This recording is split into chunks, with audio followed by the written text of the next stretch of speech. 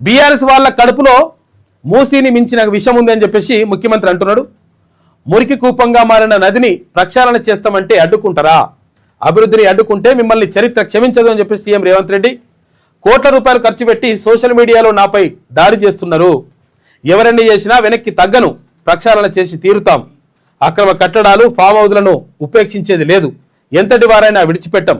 మేం చేస్తున్నది real estate వ్యాపారం కాదు, హైదరాబాద్ అభివృద్ధి. మూసీలో ఏడాదంతా మంచినీళ్లు ప్రవహించేలా ప్రణాళిక. 2 ఏళ్లలో గండిపేటకు గోదావరి జలాలు, మార్చి 31లోగా మూసీ ప్రక్షాళన మొదటి దశ పనులు ప్రారంభం.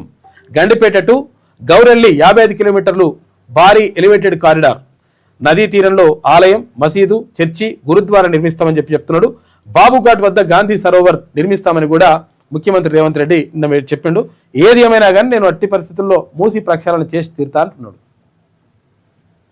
రకరకాలు ఉన్నాయి అలా విషయాలు.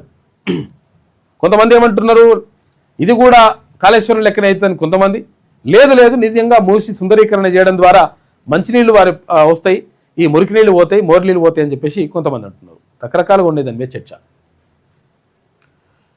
ఇక బీఆర్ఎస్ బైకాట్ చేసింది. చూసుకో, ఇక బీఆర్ఎస్ పార్టీ ఏమైంది, అవతలకు పోయింది. మేము ఉండం, మేము పోతాం అంటే ఇంకట్లా నడుస్తున్నాడు కథ.